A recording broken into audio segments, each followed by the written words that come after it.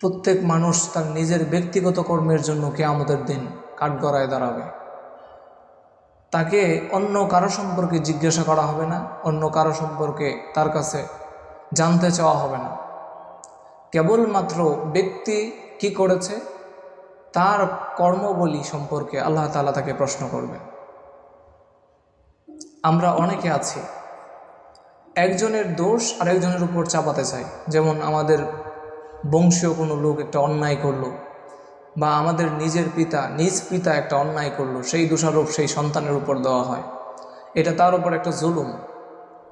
যে ব্যক্তি যেই অন্যায় করেনি, যে ব্যক্তি যেই অপরাধ করেনি, সেই গুনাহের সেই অপরাধের লাঞ্ছনা সেই ব্যক্তির উপর পতিত হওয়া, এটা তার উপর জুলুম।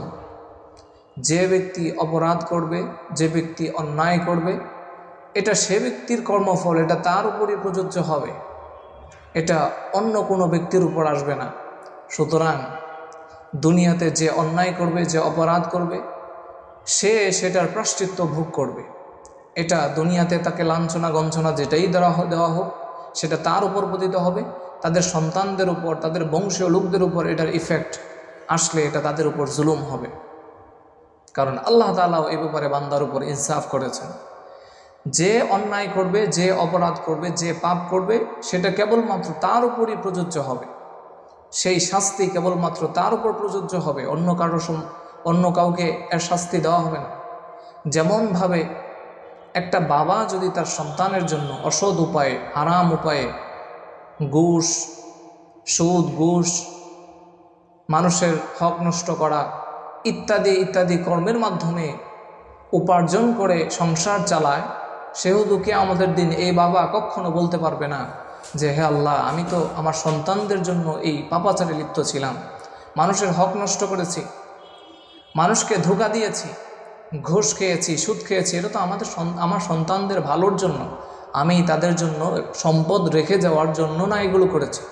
সেহেতু আজকে আমি কেন একা এই গুনাহের ভার আমি বহন করব?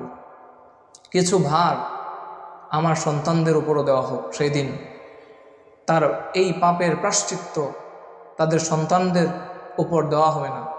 ব্যক্তির কর্মের প্রায়শ্চিত্ত ব্যক্তির করতে হবে, ব্যক্তির কর্মের দায়ভার ব্যক্তির, এটা অন্য কারো উপর পতিত হবে না। সুতরাং যে যেটা অন্যায় করবে সেটা তার উপর পতিত হবে।